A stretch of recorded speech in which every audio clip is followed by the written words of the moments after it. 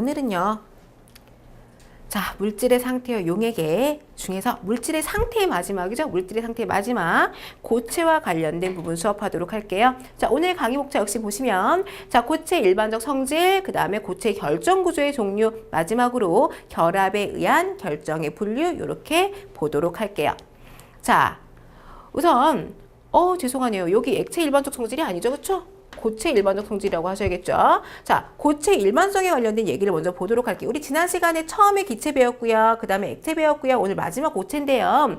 액체를 냉각시키면 분자들의 운동 에너지가 감소하고요. 역시 특정 온도에서 분자들이 일정한 배열을 가지게 됩니다. 이러한 상태를 우리는 뭐라고 부른다? 이러한 상태를 우리는 고체라고 얘기를 해요. 자, 고체는요. 유동성이 거의 없고요. 일정한 형태와 부피를 가지고 있으며 압력의 영향을 거의 받지 않고 진동 운동만 한다. 자, 우리 액체랑 기체는 무슨 운동했죠? 액체랑 기체는 진동 운동뿐만이 아니라 병진 운동도 하고 회전 운동도 했어요. 그렇죠? 근데 고체는 진동 운동만 하고요. 자, 고체는 커다랗게 결정성 고체와 비결정성 고체로 분류를 한다라고 얘기를 해요. 그래서 결정성 고체와 비결정성 고체를 한번 살펴보도록 하죠. 자, 결정성 고체라고 하는 건 무엇이냐면 고체를 구성하고 있는 입자들이 규칙적으로 배열되어 일정한 모양을 이루고 있는 것을 결정성 고체라고 얘기를 해요. 이 결정성 고체들은 어떠한 특징을 갖냐면 녹는 점이 일정하고요. 즉 일정한 온도에서 녹고요. 대칭성과 비등방성을 갖는다. 자, 여러분 비등방성이라고 하는 게 뭐냐면요. 비등방성은 방향에 따라서 물리적 성질이 다르게 나타나는 걸 비등방성이라고 얘기해요. 예를 들면 반사율이나 굴절률 같은 물리적 성질 있죠? 반사율과 굴절률 같은 물리적 성질이 자, 비추는 방향에 따라서 다르게 나타나는 거 그런 걸 비등방성이라고 얘기를 합니다. 자, 같은 물질에서 녹는 점과 어느 점이 같다. 이게 결정성 고체의 특징이에요. 자, 그럼 비결정성 고체는 뭐냐면 결정성 고체는요. 여기 먼저 형태의 분류를 보죠. 결정성 고체의 형태에 따른 분류를 보시면 원자성 결정, 다이아몬드 어떤 원자죠? 탄소 원자죠. 그렇죠? 탄소 원자로 이루어진 결정, 다이아몬드가 있고요. 분자성 결정, 드라이아이스. 드라이아이스는 CO2예요. 그렇죠? 자, 탄소와 산소라고 이루어진 분자성 결정이고요. 이온성 결정, 이온성 결정을 보시면 소금이라고 얘기가 나오는데 뭐 소금의 성분은 굉장히 여러 가지가 있어요. 그 중에서도 소금의 주된 성분 염화나트륨 보시면 될 것 같아요. 금속성 결정, 구리하고 은이 있습니다. 이 결정의 분류는요. 뒤에서 조금 더 자세하게 하도록 할게요. 자, 비결정성 고체가 있다라고 얘기했는데 결정성 고체가 우선은 더 중요해요. 비결정성 고체는 간단하게만 보고 가시면 될 것 같아요.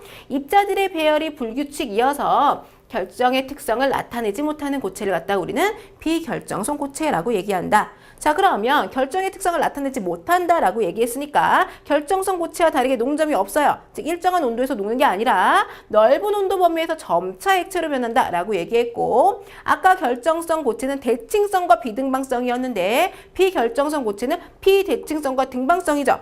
다시 말해요. 등방성은 뭐죠? 그러면 비등방성이라고 하는 건 방향에 따라 물리적 성질이 다르다라고 했으니까 등방성은 반사율이나 굴절률 같은 물리적 성질이 방향에 따라서 어느 방향에서 비추는 똑같이 나타나는 게 등방성이겠죠. 그렇죠? 자, 종류만 좀 기억할게요. 비결정성 고체 종류를 좀 알아주시면 좋을 것 같은데 유리와 플라스틱 같은 물질이 있다라는 것만 좀 기억해 주시면 될 것 같아요.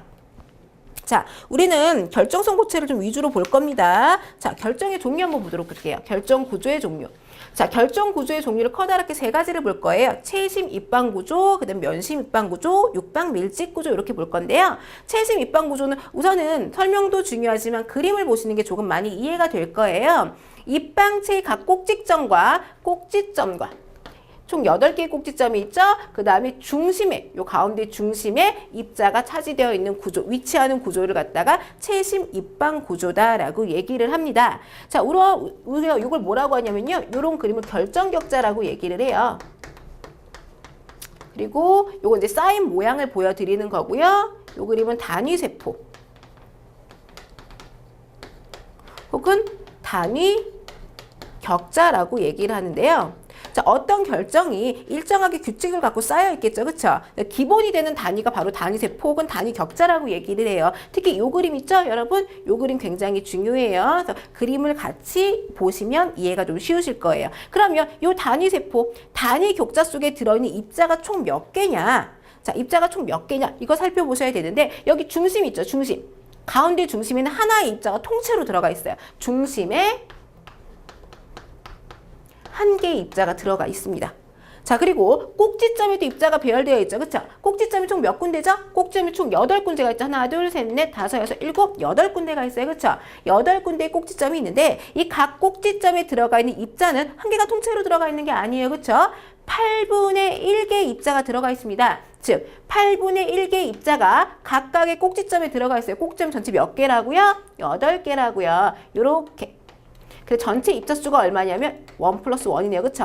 전체 단위 격자 속에 들어가 있는 입자 수가 2개에 해당이 됩니다. 이런 거 문제에 등장해요. 자, 두 번째, 면심 입방 구조 볼게요.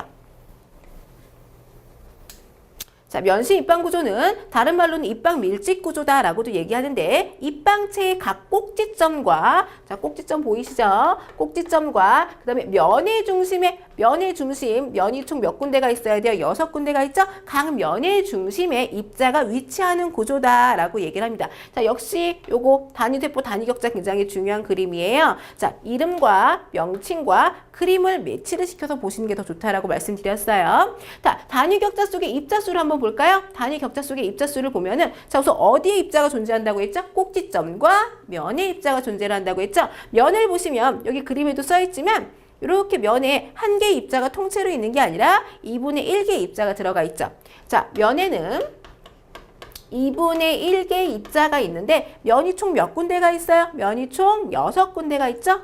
즉 3개의 입자가 포함되어 있다라고 보실 수가 있고요. 여기도 꼭지점이 있어요. 그쵸? 꼭지점에도 입자가 놓이는데 꼭지점은 아까와 똑같이 한 꼭지점당 8분의 1개의 입자가 들어가 있습니다. 자, 꼭지점은 총 몇 군데가 있었냐면 8군데가 있죠? 즉 꼭지점에 놓인 입자가 전체 1개예요. 그래서 단위 격자 속에 있는 입자 수는 4개다라고 보시면 되겠죠.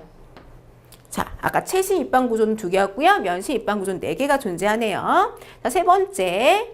육방 밀집 구조 볼게요. 자, 육방 밀집 구조는 어떤 구조냐? 정육각형의 각 꼭지점과 그 면의 중심에 입자가 있는 층이 있고 이 층의 중심 입자 위에 삼각형의 꼭지점에 입자를 가진 면을 놓고 다시 정육각형의 층을 그 위에 포개어 놓은 구조다. 말이 굉장히 복잡하죠. 그쵸? 자, 말로 보시지 말고 그림으로 볼게요. 자, 정육각형의 꼭지점에 입자가 있고요. 그쵸? 그 면의 중심에도 입자가 있습니다. 그리고 가운데 삼각형을 이루고 있는 여기에 중심 입자가 있는 거예요.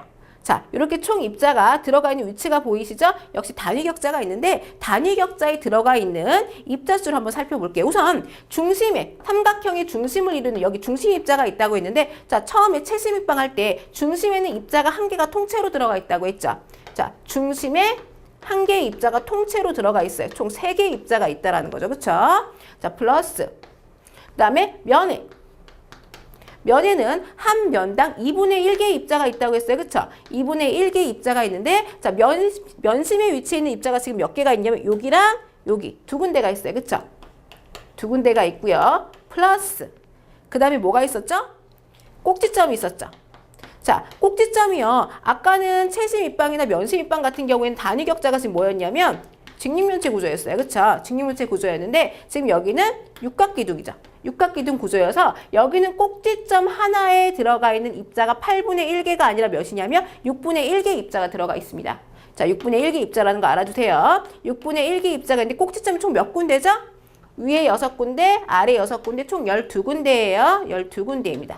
자, 그래서 계산을 해보니까 중심에 3개, 면에 들어가 있는 입자가 총 1개, 꼭지점에 들어가 있는 입자가 총 2개여서 단위 격자 속에 들어가 있는 입자 수가 총 6개가 있다라고 보시면 되겠네요. 자, 채심 입방, 면심 입방, 육방 밀집 구조, 그림과 단위 격자 속 입자 수 계산하실 수 있으면 돼요.